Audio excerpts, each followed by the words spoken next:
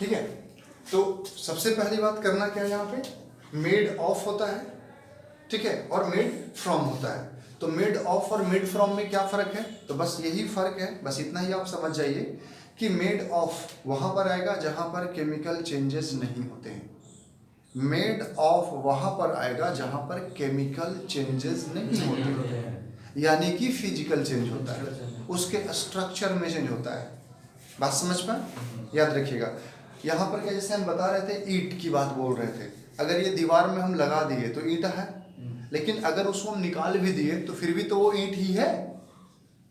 समझ पा रहे बात को, याद रखिएगा। जैसे मान लिया जाए, ठीक है, दीवार है, मतलब वो जुड़ गया, दीवार हो गया, अरेंज हो गया, तो वो दीवार हो गया, लेकिन है तो वो ईंट। क्या ईंट से वो लोहा बन गया? नहीं। बन गया क्या? क्या वो पत्थर बन गया? क्या वो और मार्बल बन गया? कुछ और बन गया? नहीं, वो ईंट ही है। बात समझ पाए? बस एक चीज़ों से अरेंज कर दिया गया, उसको एक सीमेंट से जोड़ दिया गया और एक दीवार का रूप ले लिया। फिजिकल चेंजेस सिर्फ फिजिकल हुआ है। बात समझ पाए, याद रखिए। जैसे मान लिया जाए, अगर ये शर्ट की बात करें, कॉटन मानते हैं, कॉटन है ये, तो पहले, इससे पहले क्या होगा, कॉटन का एक धागा होगा, धागा को एक साथ अरेंज कर दिया गया, अब ये क्या बन गया, शर्ट का रूप ले लिया गया। तो क्या वो भी जब धागा था तो भी कॉटन था, और अभी भी है, फिर भी क्या है, कॉटन ही है। क्या सिलिकॉन हो जाए या नायलॉन हो जाए, जो भी हो जाए, पॉलिएस्टर हो जाए, जो भी हो जाए, क्या अगर धागा वैसा रहेगा तो क्या कॉटन कभी बना पाएंगे? नहीं बना पाएंगे। तो सिर्फ फिजिकल चेंज जहाँ पर होता है वहाँ पर, जैसे मान लीजिए ये स्टैंड है, अब ये स्टैंड है तो क्या है, या चेयर का या टेबल का जो देखिएगा लेग्स है वो क्या है, लोहा का है, तो क्या ऐसा ही रहा होगा? एक लंबा सा लोहा रहा होगा, उसको काटा गया होगा, उसको एक आकार दिया गया होगा। तो यहाँ पर बताइए कि वो केमिकल चेंज हुआ कि फिजिकल चेंज हुआ? एक बड़ा लंबा सा होगा, उसके बाद फिर छोटा बना होगा, उसके बाद छोटा बना, फिर ऐसे काट के अरेंज कर दिया गया इसको, तो इसको स्ट्रक्चर में बदलाव आया। तो जो स्ट्रक्चर में बदलाव आता है वो क्या होता है, ऑफ लगता है। जैसे समझ पा रहे, जैसे शर्ट बना हुआ है तो कपड़ा से बना हुआ कि कपड़ा का बना हुआ है? देखिए हिंदी में थोड़ा कंफ्यूज कर सकते हैं, लेकिन अंग्रेजी क्लियर कर देगा आपको जहाँ पे। अच्छा बताइए, पहले ये शर्ट तो ऐसा नहीं होगा, पहले एक कपड़ा सा होगा, एक पूरा बहुत बड़ा कपड़ा होगा। समझ पा रहे, बहुत बड़ा दुकानदार होगा, होलसेलर होगा, तो वो एक ट्रक ऐसा सामान भेजा होगा किसी को। उसके बाद जो लोकल होंगे, जो और कम छोटे व्यापारी होंगे, वो उससे कम ही तो खरीदे होंगे, काट कर दे दो भाई। समझ पा रहे बात को? लेकिन उससे और जो होंगे कम, वो तो और कम लिए होंगे। बात समझ पा रहे ना? एक्चुअली दर्जी जो हुआ या हम जो खरीदे, ये क्या खरीदे, ये एक्चुअली अपने आवश्यकता के अनुसार खरीदे। यानी क्या हुआ, ये सिर्फ उसका फिजिकल चेंज हुआ, मतलब उसका रूप बदला, आकार बदला, लेकिन वो बड़ा सा बैंडल में था तो भी वो कॉटन ही होगा। उसके बाद छोटा, उसके बाद छोटा, उसके बाद छोटा, और एक शर्ट के रूप में आ गया। अगर इसको छोटा सा हम कोई और भी पार्ट बना दें, ऑब्जेक्ट बना दें, हैंकी बना दें या कुछ और बना दें, फिर वो क्या रहेगा, कॉटन ही रहेगा। It means here it's physical change. यहाँ पर क्या हो रहा है, ये फिजिकल चेंज हो रहा है। कोई दिक्कत है यहाँ तक? नहीं ना, याद रखिएगा। तो जहाँ पर फिजिकल चेंज होगा वहाँ पर ऑफ लगेगा, केमिकल चेंज जहाँ पर होगा वहाँ पर फ्रॉम लगेगा। ये आपको डिसाइड करना है। जैसे मान लिया जाए गेहूं से आटा बन जाता है, आटा से रोटी बन जाता है।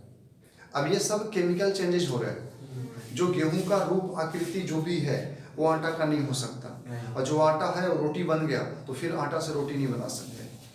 मतलब एक बार अगर केमिकल प्रोसेस हो गया तो फिर से कभी भी वो फिर से वो रिवर्स नहीं होता है। होता है क्या? जैसे दूध से दही बना दीजिए, केमिकल है वो। समझ पा रहे बात को? समझ पा रहे? अब वो केमिकल है और उसको फिर से दूध बना सकते हैं? नहीं बना सकते। कोई दिक्कत है यहाँ तक? तो ये सब केमिकल चेंजेज है, लेकिन कुछ है जो रिवर्स हो जाता है, लेकिन उसको केमिकल चेंज नहीं बोल पाएंगे ना आप। सबसे बड़ी बात तो ये है, जैसे वाटर है तो वो आइस में बदल गया, आइस से फिर वो वाटर में बदल गया। ठीक है, तो यहाँ पर फिजिकल ही हो रहा है, यहाँ पे केमिकल हो ही नहीं रहा। केमिकल होगा तो फिर वो कहानी कुछ और हो जाएगा फिर उसका। बात समझ पाए? तो केमिकल और फिजिकल चेंजेस में चेंज कर समझना है। जैसे मान लिया जाए कोई लकड़ी को हमने जला दिया, कोई पेपर को जला दिए, अब जलने के बाद जो बचेगा वो क्या है, केमिकल चेंज हो गया। क्या फिर उस चीज से फिर हम बना सकते हैं पेपर? नहीं बना सकते। तो केमिकल चेंजेस जो भी आएंगे या फिजिकल चेंजेस आएंगे वहां पर ऑफ लगेगा या फ्रॉम लगेगा, आपको समझ आ रहा है? कोई दिक्कत नहीं होना चाहिए, समझिएगा ध्यान से। क्या लिखा हुआ? Made of when form does not change. Form means वही रूप, फॉर्म उसका केमिकल चेंजेस, फॉर्म उसका नहीं बदले, फॉर्म इज नॉट चेंज। जैसे मान लिया जाए कि ये बोतल है, तो ये बोतल है, ये क्या है? प्लास्टिक का। अगर इसको जला करके कुछ और बना दिया जाए फिर भी क्या ये बदल जाएगा? फिर भी ये क्या रहेगा? प्लास्टिक ही रहेगा। फिर से वाटर इसको बना सकते हैं, रिसाइकल होता है। बात समझ पा रहे हैं ना? तो क्या बोलेंगे? ये क्या है? ये क्या है? यहाँ पे उसका क्या नहीं हुआ? ये क्या नहीं हुआ? वहां पर उसका केमिकल चेंज नहीं हुआ, सिर्फ फिजिकल हुआ। अभी चलो ये बड़ा बोतल था, इससे छोटा बना दिया गया।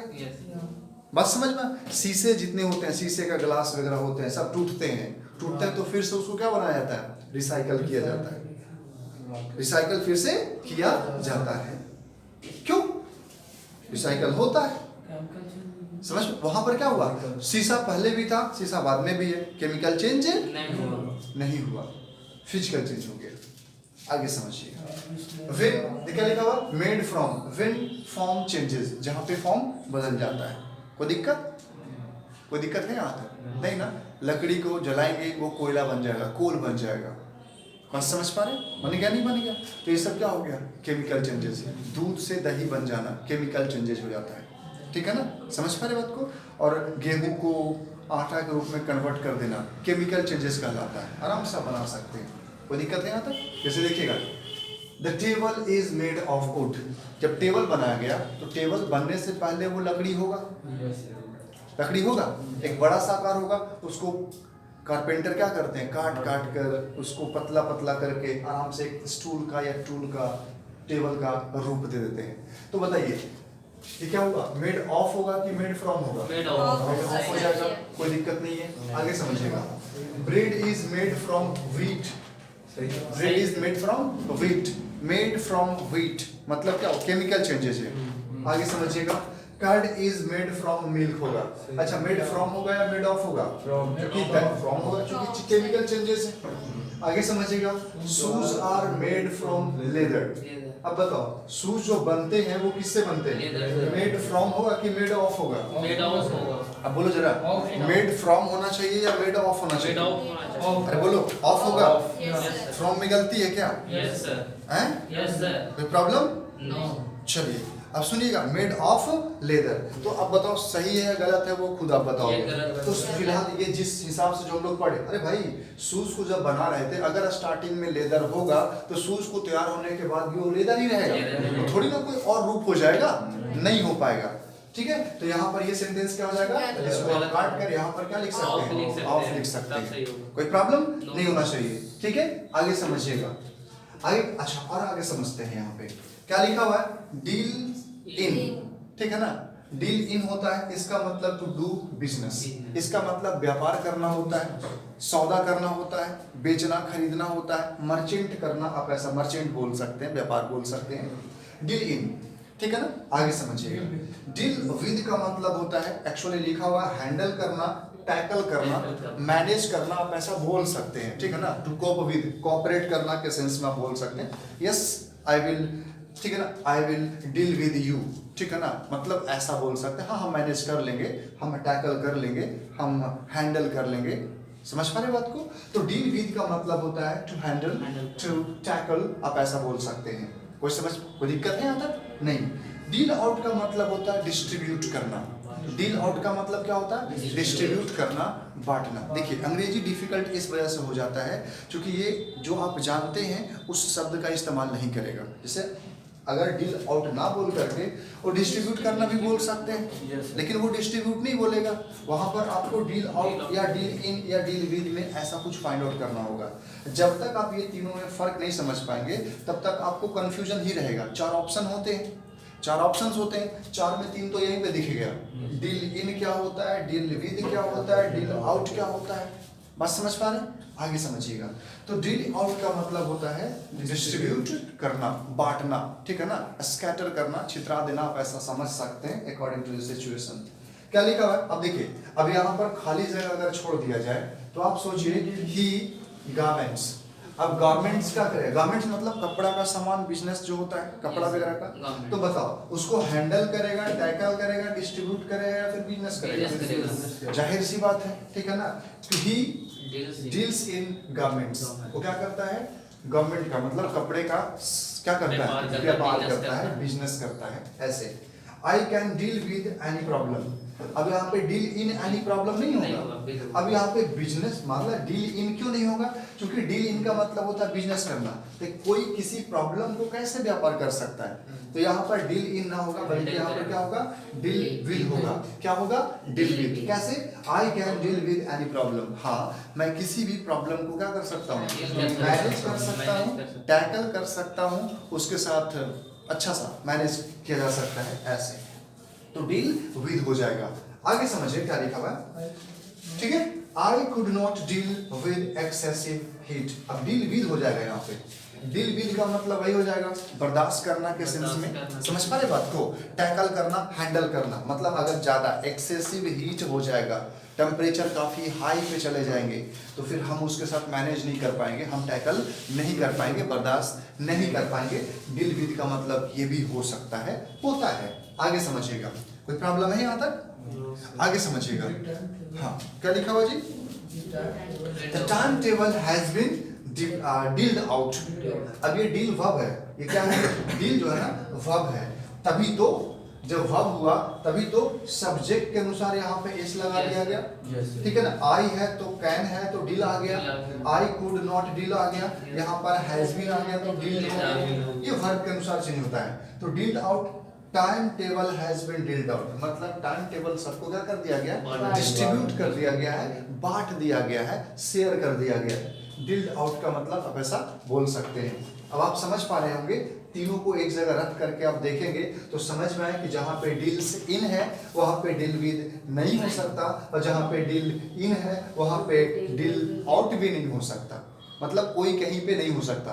And now I am going to make you understand one thing, that we can not decide that where you have to go without seeing the sentence. जब सेंटेंस को नहीं देखेंगे तब तक हम लोग ये डिसाइड नहीं कर पाएंगे कि कहाँ पे डील इन होगा, कहाँ पे डील विद होगा, कहाँ पे डील आउट होगा। सेंटेंस देखेंगे उसके बाद आराम से पता चल जाएगा, फिर कोई कंफ्यूजन नहीं है। हाँ, इधर क्लियर होना चाहिए। बात समझ पा रहे? आगे देखिए क्या लिखा हुआ है। बॉर्न इन लिखा हुआ है। क्या है? Born in. तो बॉर्न इन का मतलब क्या होता है? बॉर्न ऑफ का मतलब क्या होता है? और बॉर्न टू का मतलब क्या होता है? देखिए, बॉर्न का मतलब सीधा सीधी जन्म लेना होता है। ठीक है, समझ पा रहे बात को? आगे और सिखाएंगे अभी। बॉर्न इन का मतलब एक्चुअली क्या होता है? तो जन्म लेना का मतलब अगर देखा जाए तो जन्म आप किसी जगह पर भी लेते हैं, जन्म आप किसी महीने में भी लेते हैं, किसी प्लेस पे भी लेते हैं, किसी फैमिली में भी जन्म लेते हैं। किसी जन्म लेना का मतलब बहुत सारा प्रॉब्लम होता है। जन्म लेना मतलब आप उत्पन्न होना भी होता है। जन्म लेना का मतलब मम्मी पापा से भी, कौन से मम्मी पापा से आप जन्म लिए? बात समझ पा रहे हैं ना? ठीक है, जैसे यहाँ पे गोद लिए भी बच्चे तो होते हैं, होते हैं कि नहीं होते हैं? तो याद रखिएगा, तो जन्म बॉर्न का मतलब होता है जन्म, लेना और देना दोनों हो सकता है। आगे समझिएगा। तो बॉर्न इन का मतलब होता है, तो बॉर्न इन जब आएगा तो वो किसी फैमिली को दिखा सकता है, प्लेस को दिखा सकता है या मंथ को दिखा सकता है। बात समझ पा रहे हैं? आगे समझिएगा। बॉर्न ऑफ जब आता है तो बॉर्न ऑफ का मतलब होता है प्रोड्यूस्ड करना, उत्पन्न से उत्पन्न होना, प्रोड्यूस होना। नहीं समझे? आगे एग्जाम्पल के थ्रू पता चल जाएगा कि कैसे क्या होता है। और बॉर्न टू का मतलब होता है पेरेंट्स और अदर, कहाँ से आप जन्म लिए, कैसे उत्पन्न हुए, कैसे क्या हुआ। With example, he was born in Delhi. In Delhi आपको पता है पोजीशन होना चाहिए, ठीक है ना। He was born in Delhi. क्या लिखा हुआ? अब यहाँ पे इन दिल्ली हो सकता है, मई हो सकता है, इन देखिए रिच फैमिली हो सकता है। बात समझ पाए? ये क्या है? ये सब का सब इन लिया जा सकता है। आगे सुनिए क्या लिखा हुआ है। He was born to poor family, मतलब वो गरीब माँ बाप से पैदा हुआ।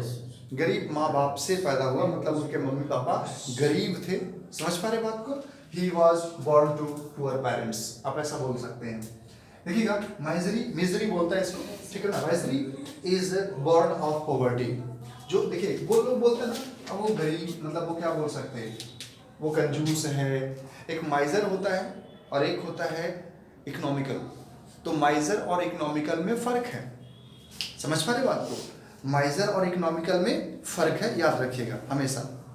माइजर का मतलब होता है कंजूस, और इकोनॉमिकल का मतलब भी रियल मायने में देखा है तो कंजूस होता है, लेकिन इकोनॉमिकल का मतलब होता है कि जहां आवश्यकता हो सिर्फ वही खर्च करना, उसको बोलते हैं इकोनॉमिकल। ठीक है ना? ठीक है। अब एक के पास पैसा बहुत है तो बहुत पैसा बर्बाद कर रहा है, ना ना ना, ठीक है। लेकिन एक जैसे जरूरत हो वहीं पे खर्च करना, जहां जरूरत हो वहीं पे खर्च करना, वो होता है इकोनॉमिकल। और माइजर का मतलब क्या होता है कि जहां पे जरूरत है वहां पर भी खर्च नहीं करेगा, तो उसको क्या बोलेंगे? दम कंजूस, मक्खी चूस जिसको हम लोग बोलते हैं। बात समझ पाए? वो होता है कंजूस। तो इकोनॉमिकल और माइजर में थोड़ा फर्क होता है, समझिए। शब्दों को ध्यान से पढ़िए, ठीक है? आगे समझिएगा, क्योंकि वो फिर बार बार हम यही बात बताते हैं, वो 25 नंबर में आपका औकात जानेगा। समझ पा रहे बात को? याद रखिएगा, 25 नंबर में आपका औकात पता करना है उसे, और पता कर लेगा वो। अगर वो एग्जामिनर चाहते हैं कि 10 या 15 या 20 से ज़्यादा क्वेश्चन ना बनाए, नहीं बना पाइएगा। बात समझ पा रहे हैं? मतलब आपको लेवल ठीक करना पड़ेगा, अच्छे से समझना पड़ेगा। अब बताइए ना, माइजर और इकोनॉमिकल अभी समझ पाए? क्लियर समझ में आया? ठीक है ना? जैसे और भी वर्ड बहुत सारे हैं, आगे होमोनिम्स, होमोफोन्स पढ़ेंगे हम लोग। जैसे पता है ना, रिवेंज का मतलब ही बदला लेना होता है, और अवेंज का मतलब ही बदला लेना होता है, लेकिन दोनों का मतलब अलग अलग जगह पे होता है। बात समझ में आए? याद रखिएगा ये सब चीज़ें, ठीक है? तो आप समझे यहाँ पे क्या लिखा हुआ? He was born to poor parents, मतलब वो गरीब मम्मी पापा से उत्पन्न हुआ है, गरीब मम्मी पापा से क्या हुआ है? बिल्कुल पैदा हुआ है। तो यहाँ पर पेरेंट्स, समझ पा रहे बात को? तो गरीब मम्मी पापा से वो जन्म लिया है, उनके मम्मी पापा गरीब थे।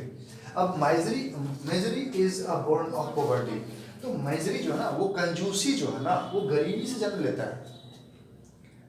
ऐसा नहीं है कि कोई अगर गरीब मतलब कोई कंजूस है तो मतलब अलग अलग परसेप्शंस आते हैं हम क्या बोलने वाले, लेकिन बस इतना समझ लीजिए सेंटेंस क्या बोल रहा है कि misery is a born of poverty. जो कंजूसी है वो कहाँ से आता है? गरीबी से आता है।